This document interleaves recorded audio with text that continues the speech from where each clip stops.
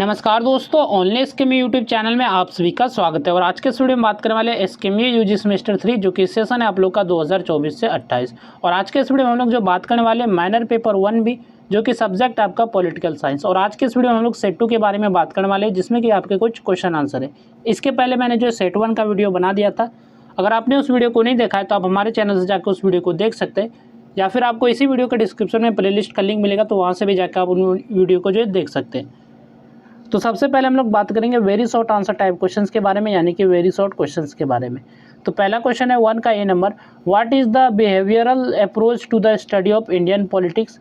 भारतीय राजनीति के अध्ययन का व्यवहारवादी उपागम क्या है। तो भारतीय राजनीति के अध्ययन के लिए जो है व्यवहारवादी उपागम क्या है, तो इसके बारे में आपको बताना है।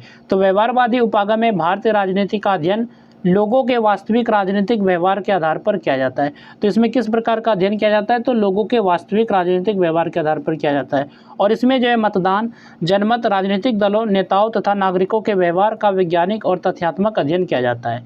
तो व्यवहारवादी उपागम में जो केवल संविधान या नियम नहीं पढ़े जाते, बल्कि जो यह देखा जाता है कि लोग जो है नेता, मतदाता और राजनीतिक दल वास्तव में कैसे व्यवहार करते हैं, किस तरह का बिहेवियर करते हैं, और यानी राजनीति में लोगों के काम करने के तरीके का अध्ययन किया जाता है। तो ये आपका व्यवहारवादी उपागम में अध्ययन के लिए जो भारतीय राजनीति के अध्ययन के लिए व्यवहारवादी उपागम में क्या जाता है, तो ये जो है राजनीति में जो लोगों के काम करने के तरीके का अध्ययन किया जाता है कि लोग कैसे काम करते हैं, सरकारें कैसे काम करती है, तो इसी के बारे में अध्ययन किया जाता है। इसके बाद नेक्स्ट आपका क्वेश्चन है which part of the constitution deals with fundamental rights. तो संविधान के किस भाग में मौलिक अधिकार दिए गए। तो भाग पूछा गया है किस भाग में, तो भारतीय संविधान के जो भाग 3 में जो है मौलिक अधिकारों का उल्लेख किया गया। तो कौन सा भाग में, भाग 3 यानी कि पार्ट 3 में। और ये अधिकार जो है अनुच्छेद 12 से 35 तक दिए गए हैं और नागरिकों की स्वतंत्रता तथा समानता की रक्षा करते हैं। और ये जो अधिकार है आपका आर्टिकल 12 से लेकर 35 तक में दिए गए हैं। तो ये आपका जो किस भाग में पूछा गया था, मौलिक अधिकार जो है किस भाग में संविधान के, तो भाग 3 में यानी कि पार्ट 3 में आपका। नेक्स्ट आपका क्वेश्चन है who is the constitutional head of the union government. तो संघ का संवैधानिक प्रमुख कौन होता है। तो संघ का आपका जो संवैधानिक प्रमुख कौन होता है, तो इसके बारे में आपको बताना है। भारत के संघ का जो संवैधानिक प्रमुख जो होता है राष्ट्रपति होता है, और वह जो संविधान के अनुसार संघ का प्रमुख होता है तथा सभी कार्यपालिका संबंधी कार्य उसके नाम से किए जाते हैं।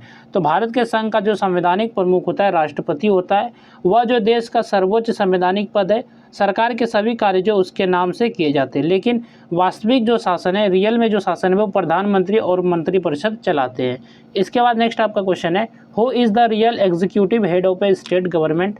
तो राज्य सरकार का जो वास्तविक कार्यपालिका प्रमुख कौन होता है, तो आपको भी पता है मुख्यमंत्री होता है। तो राज्य सरकार का जो वास्तविक कार्यपालिका जो होता है प्रमुख मुख्यमंत्री होता है, और वह जो मंत्रिपरिषद का नेतृत्व करता है, राज्य प्रशासन चलाता है तथा राज्यपाल को शासन संबंधी सलाह देता है। तो राज्य सरकार का जो वास्तविक कार्यपालिका प्रमुख जो होता है वो मुख्यमंत्री होता है, वही जो राज्य की सरकार चलाता है, मंत्रिपरिषद का जो नेतृत्व करता है और प्रशासन से जो भी जुड़े महत्वपूर्ण निर्णय लेता है। ठीक है। इसके बाद नेक्स्ट आपका क्वेश्चन है question number E, mention any one characteristic of good governance. सुशासन की कोई एक विशेषता लिखिए। तो कोई आपको एक विशेषता बताना है सुशासन का, यानी कि गुड गवर्नेंस का। तो पारदर्शिता यानी कि ट्रांसपेरेंसी, यानी कि पारदर्शिता जो सुशासन की एक प्रमुख विशेषता है। इसमें सरकारी कार्य खुले, स्पष्ट और ईमानदारी से किए जाते हैं। जो भी सरकारी काम है तो खुले और जो स्पष्ट और ईमानदारी पूर्वक किए जाते हैं। तो ये जो आपका पारदर्शिता है, ये आपका जो एक विशेषता है सुशासन की, जिससे जो है जनता का विश्वास बढ़ता है और जवाबदेही सुनिश्चित होती है। तो पारदर्शिता सुशासन की जो एक प्रमुख विशेषता है। इसका मतलब है कि सरकार जो अपनी सभी कामें जो खुले, साफ और ईमानदारी से करे ताकि जनता को जो है सही जानकारी मिले और सरकार पर जो है विश्वास बना रहे। इसके बाद यहाँ से आपका शॉर्ट आंसर टाइप क्वेश्चन है, यानी कि शॉर्ट क्वेश्चन है। तो शॉर्ट क्वेश्चन पे चलने से पहले बात कर लेते हैं कि इस पीडीएफ को आप लोग कैसे डाउनलोड कर सकते हैं। तो ये पीडीएफ आपको हमारे टेलीग्राम चैनल ऑनली स्कीम पे मिल जाएगा, तो वहाँ से आप इस पीडीएफ को डाउनलोड करके पढ़ सकते हैं, या फिर आपको इसी वीडियो के डिस्क्रिप्शन में जो पीडीएफ का लिंक मिल जाएगा। तो आप लिंक पे जैसे क्लिक करेंगे तो आप टेलीग्राम पे रिडायरेक्ट हो जाएंगे और वहाँ से आप इस पीडीएफ को पढ़ सकते हैं।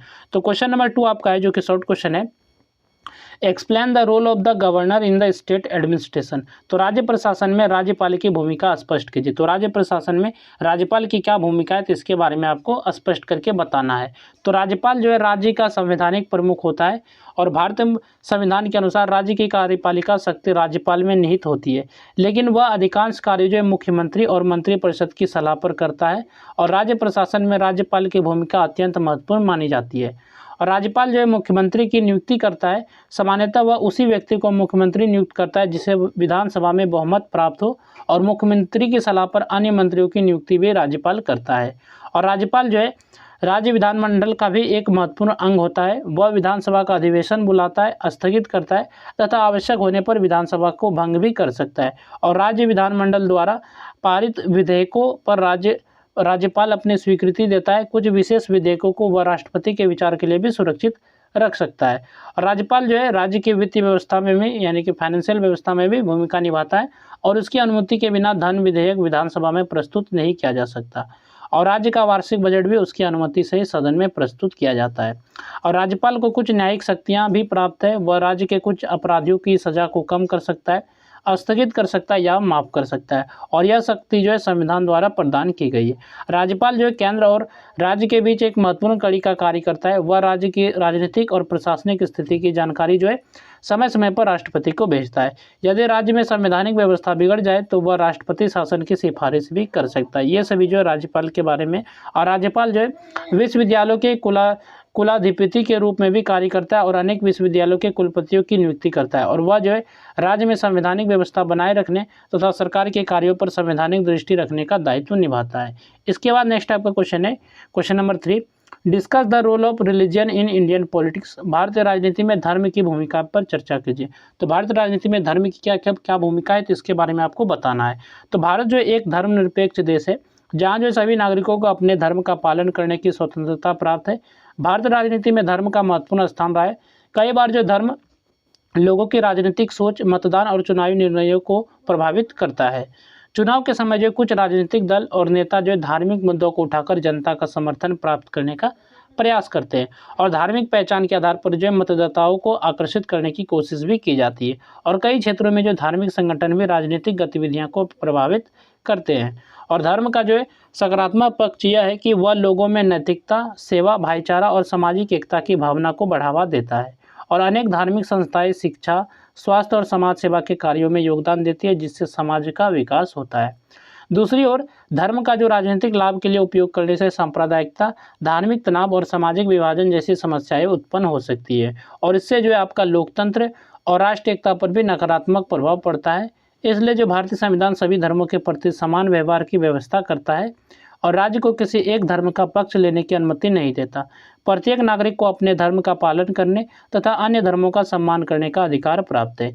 इसके बाद यहाँ से आपका लॉन्ग आंसर टाइप क्वेश्चन है, यानी कि लॉन्ग क्वेश्चन। तो क्वेश्चन नंबर 4 जो कि आपका क्वेश्चन है, explain the traditional and modern approaches to the study of Indian politics, यानी कि भारतीय राजनीति के अध्ययन के पारंपरिक एवं आधुनिक उपागमों की व्याख्या कीजिए। तो भारतीय राजनीति के अध्ययन के जो पारंपरिक उपागम और जो आधुनिक उपागम क्या है, तो इसके बारे में आपको व्याख्या करके बताना है। इसके बाद नेक्स्ट आपका क्वेश्चन है question number 5, discuss the importance of the preamble as the guiding philosophy of the constitution of India. तो भारतीय संविधान की मार्गदर्शक विचारधारा के रूप में प्रस्तावना के महत्व की चर्चा कीजिए। ये क्वेश्चन नंबर आपका 5 है। नेक्स्ट आपका क्वेश्चन है question number 6, explain the institution and functioning of the prime minister of India. Bharat के प्रधानमंत्री के संस्थान एवं कार्यप्रणाली का वर्णन कीजिए। तो भारत के प्रधानमंत्री का संस्थान यानी कि इंस्टीट्यूशन और इसके कार्यप्रणाली के बारे में आपको बताना है। नेक्स्ट आपका क्वेश्चन है question number 7, describe the institution and functioning of the governor. राज्यपाल के संस्थान एवं कार्यप्रणाली का वर्णन कीजिए। इसके बाद नेक्स्ट आपका क्वेश्चन है question number 8, explain the institution and functioning of the chief minister. मुख्यमंत्री के संस्थान एवं कार्यप्रणाली का वर्णन कीजिए। ये क्वेश्चन नंबर आपका 8 है। इसके बाद नेक्स्ट आपका क्वेश्चन है question number 9, discuss the meaning, characteristics and status of good governance in India. Bharat में सुशासन का अर्थ, विशेषताएं तथा वर्तमान स्थिति पर चर्चा कीजिए। तो भारत में वर्तमान स्थिति में सुशासन का सबसे पहले आपको अर्थ बताना है, फिर विशेषताएं बताना है और आपको वर्तमान स्थिति के बारे में भी बताना है कि गुड गवर्नेंस अभी कैसा है इंडिया में। ठीक है, तो ये आपका क्वेश्चन नंबर 9 था और ये था आपका वीडियो सेट नंबर 2 जो कि आपका मैनर पेपर 1 भी पॉलिटिकल साइंस का वीडियो था। इसके बाद एक और सेट का वीडियो आएगा, तो आप लोग जो उस वीडियो को भी देख लीजिएगा। फिलहाल जो आप लोग सेट 1 और सेट 2 के वीडियो को देख लीजिए और इसके PDF को डाउनलोड करके अच्छे से सभी क्वेश्चन आंसर को अच्छे से तैयार कीजिए, अच्छे से पढ़िए। तो और PDF डाउनलोड करना है तो टेलीग्राम चैनल ओनली स्कीम्यू पे मिल जाएगा, तो वहाँ से आप PDF को डाउनलोड करके अच्छे से पढ़ सकते हैं। या फिर आप इस वीडियो के डिस्क्रिप्शन में भी देखेंगे तो वहाँ पे PDF का लिंक दिया गया, तो वहाँ से भी आप PDF को डाउनलोड कर सकते हैं। तो चलिए फिर मिलते हैं नेक्स्ट वीडियो में। इस वीडियो में बस इतना ही।